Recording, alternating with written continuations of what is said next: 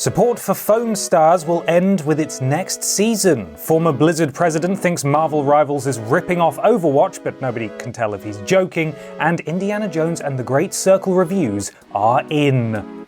All of this on today's gaming news. Good morning, I'm Ben. Good morning, I'm Ashton. We're still here. We are. On a Friday morning. Yes. Big news. Shuhei Yoshida has left me on red. Oh. He doesn't read it? want to be my Do you know friend. he read No, it? I don't actually know if he read it. But he's still probably wading through all the nice messages that people have sent him. Loads of messages. I said thank you for. Do you want me to read you the message? No. That I sent him. Okay. I believe that you. I imagine you just. It was nice. heartfelt. I thought yeah. it would give you an opportunity to laugh at me, but it's fine. It'll be good for content, but it's not a problem. Oh, I mean, you can read it if you want, but I didn't know you had it on hand, so remain a secret between me Right, and the unread message that's currently sitting in Shuhei Yoshida's inbox. Yeah, I'm just saying that if he's accepted your friend request, he probably has loads of friends. That's not true. We're close friends. Whoa. I don't actually know.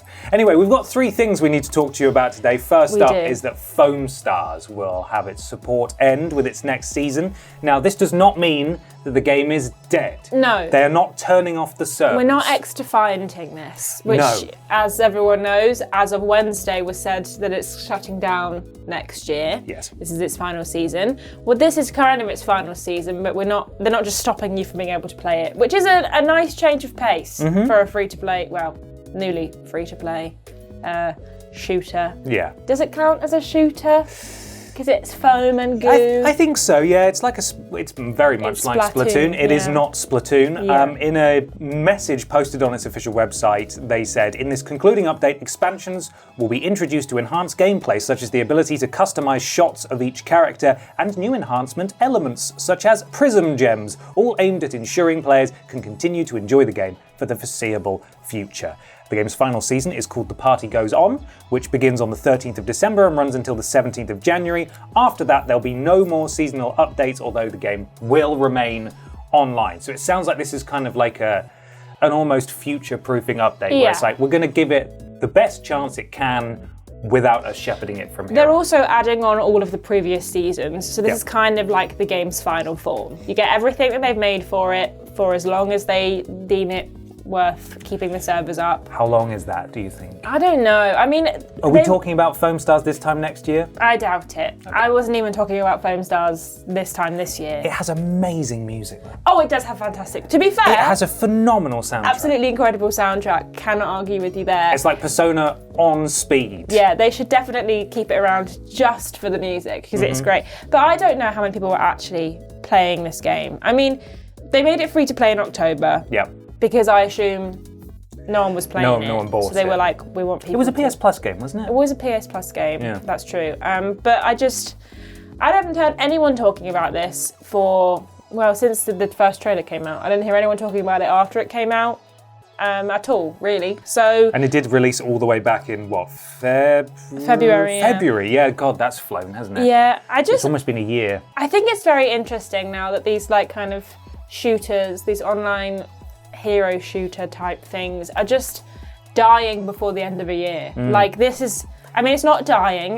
It's on life support. It's changing, but like it's going. It's just such a crowded market. It's a tale as old as time, except the tale and the time that we're talking about here is relative, and that's like the last 3 years. Yeah. Everyone who tries this fails, with very rare exceptions. Yes, exactly. We talked about this on Wednesday, James and I, about X-Defiant and how, they're at least not concording it. They're giving it till June. So, they're giving it a few more months. But I don't see how long this is going to last. I mean, Kosuke Okatani said that he thanks the fans for playing, who's the game's producer, by the way, and said that he hopes they will continue to enjoy Foamstars for many years to come. So maybe they'll keep the servers on for the foreseeable future. Maybe it's not taking up that much bandwidth. Maybe they're just kind of like, yeah, you can play it if you want. Here it is as it is. We're just not going to, do any more updates to it.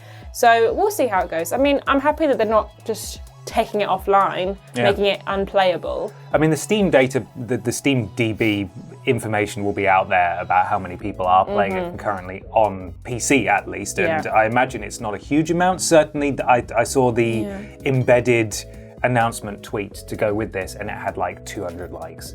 So there's not a huge audience who are full stop paying attention. Even the Concord stuff, even though that game had practically no players, had a lot of engagement on their socials because everyone was talking about it. No one's talking about Foamstars. No one's talking about Foamstars. So we wish everyone the best, all you foamers out there. Is that right? Foam heads. Foamers. Yeah. Foamers. Have a good time in Foamstars potentially while you can. But it's nice that it is not being fully turned off anyway. Yes. Next news story, Ashton. Next news story. Is he joking? Is he not? I don't think he is. The internet can't really tell, but it seems certainly that Mike Ybarra, the former president of Blizzard Entertainment, has a pattern of putting his foot in his mouth, whether he means to or not. He tweeted, I believe it was a tweet, and said, looks like Overwatch Marvel Rivals ships tomorrow. I think he's just, again, it's just Overwatch branded Marvel Rivals. Much like Light of Motiram, a clear copy of Horizon Zero Dawn, out of China. I mean, even the character name Widowmaker in Overwatch versus Black Widow in Marvel Rivals, lol. NetEase/Tencent, all the same. They're that's bad. You can't just be like, all Chinese companies are the same. Same company. You can't say that. You can't do that. I mean, we say, it's like Overwatch, but Marvel characters. Yeah. I've said it in, I think, the forecast for this month. This isn't unheard of, but that's because Overwatch is a kind of standout version of an entire genre. It's the flagship game of the genre. It's the flagship game of the genre. You can't be like, all the games are copying my game, when you are just the standout of the genre. What makes Marvel Rivals more of a candidate to be called out than Concord or any of the other hero shooters that have come out? Is it because that it's a genuine threat? I don't know. I mean, I don't know if he's latched on solely to Widowmaker and Black Widow, which by the way has been around in the comics since 1964. That's the best bit. This is the point where people are going, are you joking? Because you can be salty about the fact that a game's coming out that's got more hype than Be salty, but don't be stupid. Currently has. But that point is are you can't be that silly, I'm can saying. you? That's the How that's out the of stupid touch. thing. I mean, Black Widow maybe wasn't known to the public very well in before the Avengers. Zeitgeist. But hang on a second, Avengers has been around in a big way for at least a decade. Yeah. How have you managed to be so out of tune with pop culture that you That's don't? the thing. In mainland Europe, I went to 2 countries this year. Very lucky, right? And on all the Coke Zero cans, they have Marvel characters. Okay. I don't know why. I don't know what the promotion is, but Black Widow is prominently displayed on. She is about. You cannot avoid her unless you want to. Yeah. That's the only part of the tweet where I could be like, he's taking the piss. The rest of it, I'm kind of like, he might just be being salty. But that bit, I was like, he's not. He doesn't know who Black Widow is. He's joking, right? But nothing else in this tweet reads as, I'm telling a joke, or I'm being sarcastic, or I'm being ironic. None of it is the same.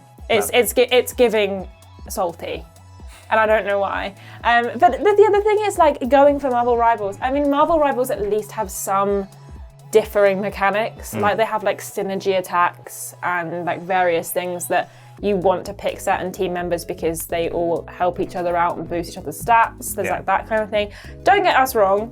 We're not completely being Mike's wrong. Marvel Rivals is nothing like Overwatch, because it is, but you can't just call it a copy because coming it's from similar. someone who was so senior, it's not a good look. Even if he's not joking, and he could come out even if he wasn't joking. So outrageous is what he's tweeted about the Black Widow thing that he could just come out and pretend he was joking. Everyone will go, just joshing. okay, bad joke, but all right, fine. But that's the thing, he hasn't said anything else about it. I He's think just he means it. put his tweet up and and everyone's like, yo, is this a joke?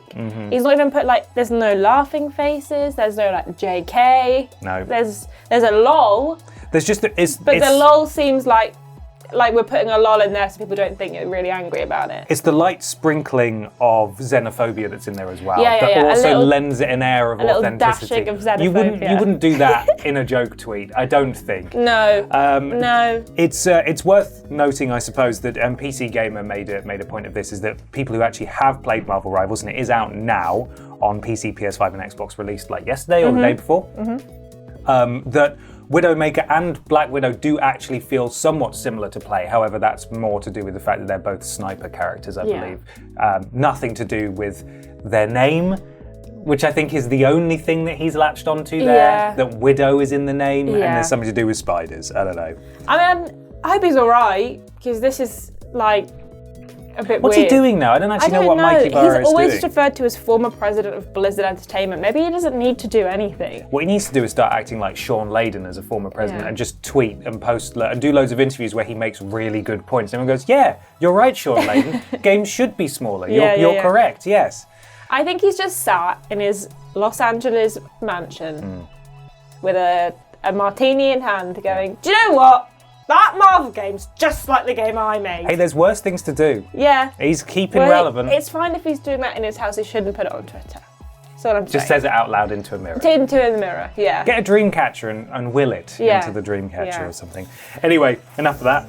What a weird guy. Final story is about Indiana Jones and the Great Circle. The reviews are in. We've got a selection of them here from across the board in terms of scores. It is averaging 86% at the time of recording and will be available via early access. That is the premium edition right now, and it releases on Game Pass for everybody else on Monday, with it coming to PS5 next year. Do you want to lead with one of the most glowing reviews? Can Eurogamer give it 5 out of 5?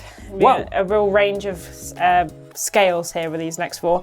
The next Tomb Raider and Uncharted games certainly have their work cut out for them after this, as will whatever Machine Games ends up tackling next. But one thing is certain, Indie's legacy feels well and truly restored with the Great Circle, and that's the kind of mileage we can all enjoy for years to come. IGN gave it 9 out of 10 and said, an irresistible and immersive global treasure hunt and far and away the best indie story this century. Indiana Jones and the Great Circle doesn't belong in a museum, it belongs on your hard drive where you can play the heck out of it.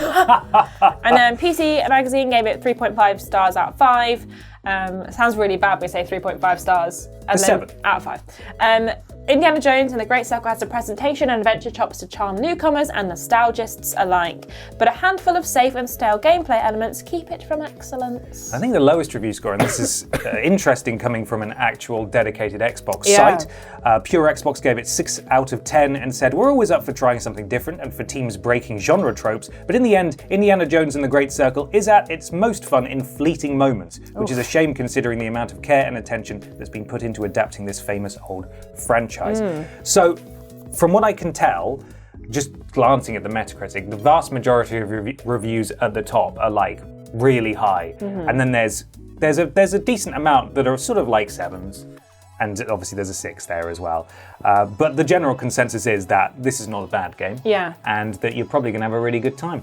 If it may be a little safe in places. I mean, I'm glad it's come out and the reviews have been good, because I wasn't a bit worried, but I was kind of like not sure about it for a while. Like, I was probably going to give it a go, but I was kind of like, I'll see what the reviews say. Like, I wasn't loving the way it looked in the trailers, but we didn't get like that much of a look at kind of how it plays all the time. So I wasn't really sure, but I'm glad that it's reviewed really well.